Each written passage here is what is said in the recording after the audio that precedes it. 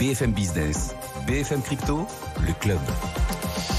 Ils viennent de nous rejoindre, nos trois experts. Valentin Demey, bonjour Valentin. Bonjour Guillaume. Journaliste pour Crypto. Cyril Sabac, directeur de Mélaniol Capital, aussi à nos côtés. Bonjour Cyril. Bonjour Guillaume. Mélaniol Capital, vous proposez cet ETF Bitcoin concentré sur les sociétés cotées en bourse, les sociétés liées aux cryptos. C'est le premier ETF UCITS du monde. Absolument.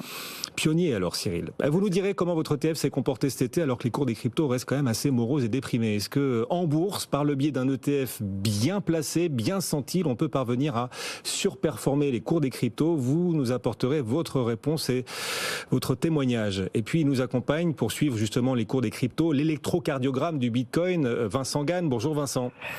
Bonjour Guillaume, comment vous retrouvez? Technique, ravi aussi de vous retrouver Vincent, analyste technique indépendant. Vincent, le cours du Bitcoin en direct, donc on est toujours en train de fluctuer autour de la zone des 20 000 $.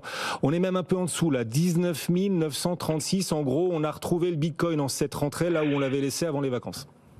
Exactement, bon résumé cher Guillaume. Alors, un certain nombre de choses à dire, je vais essayer d'être bref pour l'ensemble des auditeurs. Effectivement, il y a eu un rallye aussi estival sur le cours du Bitcoin qui a rebondi de son plus bas de juin dernier à 17 600 $ jusqu'à 25 000 $, et puis il est revenu à la case départ. Alors, d'un point de vue technique, le revoilà sur cette zone des 19 000, 20 000 $. Me direz-vous, qu'est-ce que c'est à part un chiffre rond? Non, c'est davantage que ça. Il s'agit d'un niveau de prix que tout le monde connaît, c'est l'ancien record historique, l'ex-ATH. Vous savez, le sommet de décembre 2017, janvier 2018, à l'époque une bulle spéculative des traders particuliers sur le cours du Bitcoin, ensuite 85% de baisse, le rallye aussi avec dans le sillage de la crise du Covid, et nous revoilà donc à ce seuil. Ce seuil a été testé en juin dernier. Ce seuil est à nouveau testé une seconde fois à la rentrée, et se pose l'alternative suivante, soit d'un double creux sur 19, 20 000 $ et ça repart, soit de briser ce seuil important, et c'est la quasi-certitude technique d'aller chercher le prochain seuil technique important à 14 000 $. Alors comment trancher? Alors déjà, autant vous dire, j'ai pas la réponse, mais je pèse un certain nombre... Ça nous rassure, Vincent. Voilà. Alors j'ai une petite idée, mais je termine. Alors, si vous voulez... Il y a quelque chose que je trouve de positif, moi, dans tout ça, un peu de lumière dans cet environnement sombre. L'environnement des altcoins surperforme. En général, lorsque vraiment on démarre un nouveau décrochage, un vrai décrochage du cours du Bitcoin, les alts perdent beaucoup plus. C'est-à-dire que la dominance du Bitcoin remonte. Or, la dominance du Bitcoin continue de glisser légèrement vers son plus bas historique, malgré la baisse du prix du BTC de 25 à 20 000 $. Donc, concrètement, les alts surperforment, et lorsque je regarde un certain nombre de jetons, il y a des belles configurations techniques de reprise haussière qui restent encore parfaitement valides. Alors, comment savoir? Est-ce que ces 20K vont tenir ou pas? Les alts, c'est un beau point. Maintenant, il y a une condition nécessaire pour que les 20 000 $ tiennent. Il est impératif, avec un énorme I, on va dire majuscule, que le dollar américain ne fasse pas de nouveau plus haut. Or, il est revenu sur son record annuel, qui est un record pluriannuel, et il se stabilise en haut. Vous parliez à l'instant des taux d'intérêt aux États-Unis qui repartent en hausse. Ça peut tenter le dollar américain de poursuivre sa hausse, et là, franchement, le cours du Bitcoin n'y survivra pas. En tout cas, le Bitcoin, oui, mais pas le support des 20 000 $. Et enfin, de toute façon, au-delà de ces configurations, au-delà de tous ces aspects techniques, ce qui compte pour le cours de Bitcoin et les cryptos, c'est le retour de la confiance générale. Il faut absolument finir par interrompre ce cycle aussi des taux d'intérêt, et pour ça, il faut que l'inflation soit brisée. Et donc au final, du côté de ces fondamentaux, pour l'instant, on n'a pas vraiment d'éléments pour que les 20 000 tiennent. Mais ça va très vite, les statistiques économiques, et vous les suivez tous les jours sur votre antenne. Oui, alors ces cours du Bitcoin donc toujours plafonnant autour des 20 000, un peu en dessous en ce moment. Est-ce que sur l'Ether, vous voyez davantage de potentiel avec à venir le passage au Proof of Stake normalement au cours de ce mois de septembre? Est-ce que du coup l'Ether, qui a déjà bien surperformé une bonne partie de l'été face à Bitcoin, a davantage de potentiel encore pour la suite, Vincent? Oui, mais c'est justement ça, c'est que si pendant longtemps le cours du Bitcoin, c'était, bon, c'est encore plus ou moins le cas, hein, le baromètre général du marché crypto, lorsqu'on regarde sa configuration technique, ça reste très incertain, et franchement on se dit qu'il y a un appel d'air vers 14 ou 10 000 $ et que ça peut être chaud à la rentrée. Lorsqu'on regarde l'analyse technique d'Ethereum, Ethereum euro ou Ethereum dollar, c'est pas du tout le même enseignement technique. On a tendance à vouloir rester optimiste. Alors, est-ce qu'on peut avoir à la fois un ETH qui continue de progresser parce que le merge en septembre et un Bitcoin qui décrochera à 14 000? J'en suis pas certain. Alors, le scénario idéal serait de voir tout ce qui va se passer autour d'Ethereum permettre au Bitcoin de tenir les 20 000 $. Et là, ce serait un superbe passage de témoin, ou en tout cas un rééquilibrage. Merci Vincent. Vincent Gane nous accompagne et c'est sa grande rentrée aussi sur BFM Business aujourd'hui, analyste technique indépendant. Ether actuellement aux alentours des 1526. Un peu déprimé quand même les cours des cryptos. On n'a pas fait grand-chose depuis quelques semaines, quelques mois maintenant. Cyril Sabag nous accompagne toujours, ainsi que Valentin Demey. Cyril, du coup, on peut aussi choisir d'investir dans les cryptos par le biais, pourquoi pas, des marchés financiers. C'est possible, vous proposez un ETF. On imagine qu'il est aussi déprimé, cet ETF, que les cours actuels des cryptos? Mais écoutez, en fait, il se trouve que sur les 2 derniers mois, donc juillet et août, puisqu'on s'était vu tout début juillet, notre ETF a largement surperformé le Bitcoin. Il a eu une performance environ de 40%, avec un Bitcoin qui a été à peu près étal, on l'a dit juste avant, qui a fait à peu près 2%. Pour donner un peu d'autres perspectives, les indices traditionnels étaient autour de 5%, et le Nasdaq a un peu mieux marché ces deux derniers mois, puisqu'il était à plus 10%. Donc oui, notre ETF a surperformé.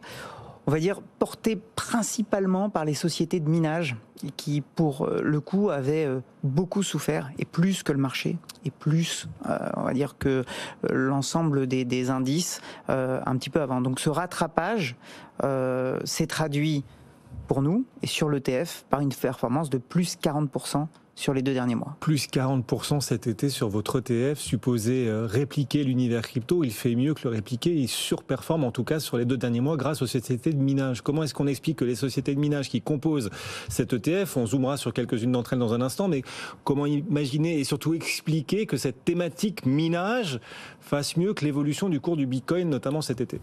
Je pense qu'il y a un effet décalage. Il se trouve que les sociétés de minage, comme je l'ai dit, ont particulièrement souffert, et plus souffert que le marché action traditionnel sur le mois de juin, typiquement, qui a été un fort mois de correction du Bitcoin. Donc cet effet décalage avec la hausse du Bitcoin qu'on a pu connaître en juillet, en tout cas un mini rallye, s'est traduit par un phénomène de rattrapage sur les sociétés de minage. Alors, et donc on en a bénéficié. Parmi celles qui composent cet ETF que vous proposez, parmi les sociétés de minage, je vois un plus 113%, le titre Marathon Digital Holding, plus 113% en 2 mois. Ça a été un des gros contributeurs de la performance, on peut l'imaginer. C'est un titre coté en bourse. Tout à fait, sur le Nasdaq. Et donc, oui, c'est un des plus gros opérateurs de minage aux États-Unis, qui est connu pour avoir des coûts de production relativement faibles, en particulier parce que il est positionné sur les énergies renouvelables, éoliennes et solaires. Et Marathon Digital a des perspectives de développement relativement intéressantes, avec une acquisition de mineurs, près de 150 000 mineurs qui vont être acquis. Et le but derrière, c'est d'augmenter le hash rate. Alors, je vais peut-être faire un peu de pédagogie sur le hash rate. Donc, le hash rate, c'est la puissance de calcul par seconde, et c'est un indicateur de la rentabilité d'une société de minage. Plus le hash rate est important, et plus la société de minage va être rentable.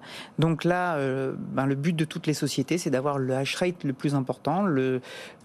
C'est extrêmement compétitif, puisqu'on sait qu'il y a un nombre de bitcoins limité, donc la compétition est rude. Et donc Marathon Digital a largement investi sur cette partie. Donc voilà. Plus 113% la performance de Marathon Digital sur le Nasdaq. Le Nasdaq lui a gagné à peu près 20% sur l'été, plus 113 pour cette valeur. Une autre société cotée en bourse, spécialisée dans le minage de crypto et que vous détenez dans cet ETF chez Millennium Capital, CoinShares International Limited. Là, la performance est belle aussi, plus 36%. Oui, tout à fait. Alors, c'est pas le minage. C'est pas du minage. C'est plutôt des solutions d'investissement autour des cryptos. Donc voilà, avec des solutions du type ETP, donc Exchange Traded Products, des indices, des solutions de gestion pour essayer, on va dire, d'abaisser la barrière à l'entrée pour pour rentrer sur les cryptos. Donc pour n'importe quel investisseur. Oui, alors elle a pas les solutions proposées n'ont pas le degré de le standard de régulation que peut avoir notre ETF, qui est UCITS, mais en tout cas le but est de faciliter l'accès aux cryptos via des moyens un peu moins régulés bien sûr que le cadre UCITS. Et on a entendu parler de cette société cet été parce qu'elle a racheté une société française qui s'appelle Napoléon Asset Management, qui est une société de gestion d'actifs et spécialisée sur le trading algorithmique. Le but de cette acquisition, c'est aussi d'avoir un tampon société de gestion française. Donc elle a acquis aussi, on va dire, cette typologie en rachetant cette société. Okay. Voilà, et donc un peu plus de 30% cet été. 36% de hausse pour cette valeur cotée à Stockholm. Tout à fait, Nasdaq sur le Nasdaq Stockholm. CoinShares International Limited, donc, qui a aussi participé à cette belle perf de l'ETF crypto que vous proposez. Donc, on rappelle cette performance, c'est pour ça qu'on est ravis de vous retrouver en cette rentrée. Il fallait faire le bilan de l'été, alors là, on n'est pas déçus. 40% la hausse de cette ETF. Vous nous dites, c'est parce qu'il y a un effet de décalage, et notamment en faveur des sociétés de minage, entre les cours du Bitcoin qui s'étaient envolés ces dernières années et voilà l'impact pour ces sociétés. Un décalage qui, du coup, va continuer de se transférer, et la chute des cours des cryptos qu'on a vu ces derniers mois finira par impacter ces sociétés de minage présentes dans l'ETF, et donc les belles perfs de l'été pourraient trouver leur symétrique dans quelques mois, après la hausse, la rechute éventuelle. Vous craignez cette phase-là à venir peut-être ? Tout est possible. Après, la corrélation dont on parle, c'est une corrélation sur le long terme. Effectivement, si on analyse juste ces 2 mois, on voit que notre ETF ayant fait 40% et le Bitcoin ayant fait 2%, on peut se dire, il y a quand même un phénomène de décorrélation. Maintenant, sur le long terme, si on regarde sur plusieurs mois, on retrouve quand même des mouvements qui sont similaires.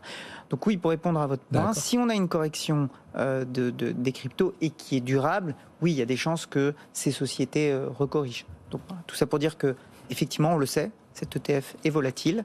Il faut se positionner intelligemment, pas forcément d'un coup, savoir mesurer aussi la proportion dans un portefeuille. Vous le dites suffisamment, mais pour ceux qui veulent y investir, ça reste de la diversification. Absolument. Très clairement, il faut vraiment souligner ce point. Et cet ETF est présent dans tout l'écosystème crypto, c'est-à-dire qu'il y a des sociétés de minage, mais il y a aussi beaucoup d'autres acteurs. Vous parliez de plateformes d'investissement. Oui, il y a des sociétés spécialisées dans la technologie blockchain. Il y a des sociétés qui ont de la crypto-monnaie dans leur bilan, et des sociétés qui proposent des solutions financières autour des cryptos. Donc oui, c'est tout l'écosystème. Bon, Valentin, ça veut dire qu'on peut faire des choses sympas quand on est investisseur aussi sur le marché traditionnel. Et heureusement. Et alors, effectivement, c'est toute la force de ces propositions, de ces bridges, de ces ponts, de cette porosité entre les deux mondes qu'on connaît, la finance traditionnelle, les crypto-monnaies, et c'est l'incarnation même sur ce plateau, donc c'est très important de l'avoir ici. Vous parlez de pont, de bridge, on a vu d'ailleurs des acteurs de la finance traditionnelle, malgré la morosité sur les cours des cryptos, vouloir se rapprocher de l'écosystème. Cet été, BlackRock, Mastercard ont fait des annonces assez intéressantes qui forme de déclaration d'amour, première déclaration d'amour de la finance traditionnelle à l'écosystème crypto. C'est comme ça que vous l'avez vécu, Cyril ? Ah oui, c'est très très intéressant ce qui s'est passé cet été, puisque BlackRock, il faut savoir qu'il y a moins d'un an, le PDG de BlackRock disait que ses investisseurs n'étaient pas intéressés par les crypto-monnaies. Énorme retournement de situation début août, avec 2 épisodes. Début août, l'annonce d'un partenariat avec Coinbase pour proposer aux clients de BlackRock de pouvoir investir sur les crypto-monnaies via leur plateforme Aladdin, qui est leur plateforme de gestion privée. Ça, c'est le premier point. Et mi-août, quelques jours après, le lancement d'un trust, donc d'un fonds exposé au Bitcoin par BlackRock. Il faut savoir que BlackRock, c'est le premier gestionnaire d'actifs au monde. Oui. Donc un vrai cataclysme. Et ce qui est très intéressant, c'est en plus ça a été annoncé à un moment où 2 autres émetteurs d'ETF qui tentaient d'avoir leur tampon auprès de la SEC l'ont pas eu, Grayscale et Vanek. Donc c'est très intéressant. Et BlackRock se lance en pleine période de bear market sur les cryptos. Alors ça ne leur fait pas peur manifestement. C'est ça qui est assez extraordinaire. C'est-à-dire qu'on a vu la chute de Terra, on a vu le gel des avoirs de Celsius, la faillite de Voyageur Digital, la faillite de Free Arrows Capital. Ça ne fait pas faiblir la ruée, on va dire, vers l'or numérique. Et donc BlackRock rejoint les JP Morgan, Morgan Stanley, Goldman Sachs, et en faisant ce premier pas vers les cryptos. Bon, bah voilà, cet écosystème continue de se développer, d'étendre sa toile et les bridges, les ponts entre la finance traditionnelle et l'écosystème crypto continuent de se multiplier malgré la morosité des cours. Oui, vous vouliez dire un truc là-dessus Absolument pas. Un complément, Valentin? Absolument pas, si ce n'est peut-être, mais c'est l'actualité qu'on va traiter tout de suite, qu'il y a quand même une certaine défiance. En fait, c'est assez amusant de voir les deux facettes d'une même pièce, c'est-à-dire cette volonté d'aller chercher les capitaux de la finance traditionnelle et en même temps de prendre un petit peu de recul avec. C'est le cas notamment de MakerDAO qui veut prendre un peu de recul avec son DAI et sa parité avec le dollar justement. Alors là, il va falloir traduire. On sort le traducteur. C'est vrai que c'est l'un des événements, peut-être pas, mais l'une des innovations de cette rentrée, alors que la plupart des stablecoins, quand même, sont ancrés, indexés au dollar. L'un d'eux pourrait faire le choix de s'émanciper. Il faut nous expliquer un DAI qui pourrait vouloir se désancrer du dollar pour aller rendre une forme de liberté supplémentaire à l'écosystème crypto. De quoi est-ce qu'il s'agit, Valentin? Il s'agit effectivement donc de MakerDAO, qui est un protocole issu de la finance décentralisée, qui a pour objectif depuis des années déjà de proposer un stablecoin, donc un token qui suit le prix du dollar, indexé donc sur le prix du dollar et surcollatéralisé, c'est-à-dire, Guillaume, si vous avez des bitcoins et des Ethers, vous pouvez les apporter sur le protocole MakerDAO et avoir 75% environ de la valeur que vous allez apporter tout de suite, donc en ce stablecoin DAI qui suit donc le prix du dollar. Ça, c'est le fonctionnement de MakerDAO et c'est le cas depuis 2017, si je ne dis pas de bêtises, 2016-2017. Et c'est l'un des principaux stablecoins dollars. Hein. C'est l'un des principaux, c'est le troisième, et c'est le premier en termes de décentralisation, c'est plus de 6 milliards de capitalisation, donc c'est assez important. Cette problématique d'indexation auprès du dollar, elle pose question depuis Tornado Cash, mais on aura l'occasion d'y revenir plus tard sur ce plateau. C'est cette affaire qui a éclaté aussi cet été, un mixeur de crypto-monnaies, c'est-à-dire un outil qui permettait de rendre un petit peu de vie privée au sein de la crypto-monnaie, qui a été dans le viseur des autorités américaines. Et Circle, qui émet un autre stablecoin, l'USDC, qui lui est centralisé, a décidé de geler les adresses suite aux sanctions des personnes qui ont utilisé ce service. À partir de là, MakerDAO se dit c'est pas excellent dans la décentralisation, car 60%, c'est important, 60% de la collatéralisation sur MakerDAO est en USDC. C'est-à-dire que 60% de ce qui permet de stabiliser le DAI est en fait en USDC. Oui. Donc c'est une réelle problématique. Donc une exposition au dollar pour un instrument supposé décentralisé, ça pose un problème. Alors un instrument au dollar, c'est certain, mais en même temps c'est son objectif de le suivre. Par contre, décentralisé, pas tellement, puisque 60% de ce qui le collatéralise est centralisé par l'entreprise américaine USDC, qui a en fait, à travers Circle, la possibilité pure et simple de geler des tokens. Ça, tout le monde le sait, on ne le cache pas, mais c'est une problématique importante pour Maker. Donc à partir de ce constat, Maker s'est dit, il faut désengager nos positions dans l'USDC, mais ce n'est pas aussi simple qu'un gestionnaire d'actifs parce que c'est des protocoles décentralisés, donc c'est les utilisateurs qui déposent des USDC pour créer du DAI, question de rendement et d'arbitrage. Mais il va falloir quand même baisser cette exposition à l'USDC. Ils veulent le faire descendre en dessous de 20%, et ça, pas que l'USDC, mais tout ce qui touche à ce qu'on appelle les Real World Assets, donc des assets de la vie réelle. Évidemment, l'USDC en est un, puisqu'il suit le prix du dollar. Et dans la foulée, se désindexer du prix du dollar pour ne plus être embêté du tout par les régulateurs qui commencent très sérieusement à s'intéresser à ces stablecoins.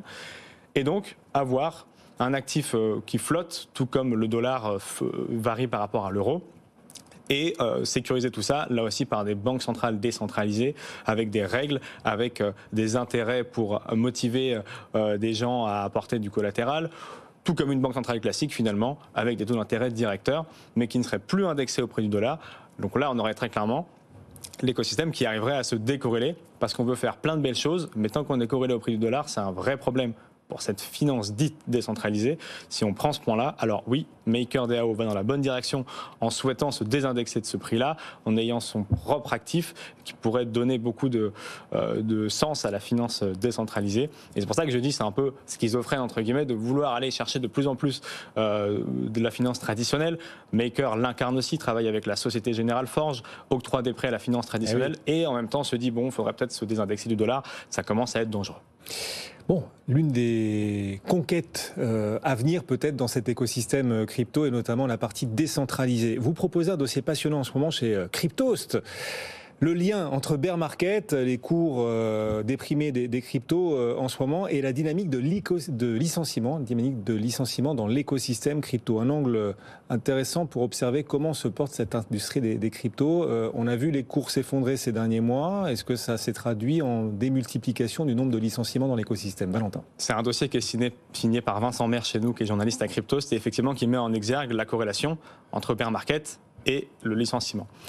Globalement, le point de bascule identifié par le dossier de ces licenciements, c'est évidemment l'affaire Terra Luna, ce stablecoin, ce projet qui était allé à zéro il y a quelques mois, en mai dernier, et qui forcément avait fait perdre des trésoreries à certaines entreprises, engagé des faillites, et puis fait baisser le cours des crypto-monnaies. Donc à partir de là, les entreprises avaient été un petit peu embêtées par ça. Donc ce qu'on découvre dans ce dossier, c'est qu'en moyenne, sur toutes les entreprises crypto, 15% des effectifs ont été supprimés. Alors soit c'est du licenciement pur et simple, soit c'est des contrats qui ne sont pas renouvelés, mais globalement c'est moins 15%. Un peu plus de détails, chez Crypto.com par exemple, c'est 5% des effectifs qui ne sont pas renouvelés. Chez Bybit 15%, Gemini 17% et Bitpanda 27%, là pour les grandes plateformes qu'on connaît et qu'on traite très souvent ici. Donc ça c'est la première partie effectivement des personnes du dossier, des gens qui n'ont pas été renouvelés. Alors Bybit précise que c'est pas forcément toujours suite à l'affaire Terra, qui est la troisième plus grosse entreprise de crypto-monnaie en termes d'échange, une plateforme d'échange, que ses effectifs à elle ont été multipliés par 5 à la première partie de l'année là, et que forcément en fait il y avait des doublons dans l'entreprise qui freinaient la productivité. Donc ils ont gelé les embauches, ils ont supprimé une partie des effectifs, mais ils souhaitent re-embaucher en septembre là dans les tout prochains jours.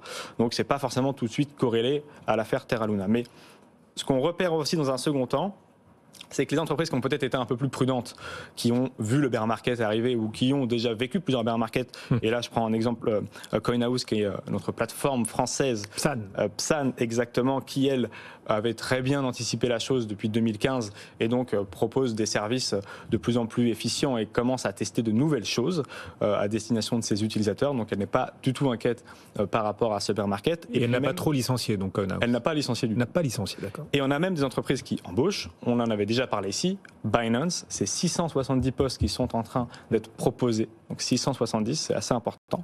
Chez Kraken, c'est 180 postes, et chez Sorare, qui est là aussi notre entreprise licorne française qui permet là d'échanger des cartes de football fantasy, c'est une centaine d'offres qui sont proposées dans le développement. Malgré le risque réglementaire autour du pari sportif. Malgré ce risque-là, effectivement, il continue de proposer ces centaines d'offres.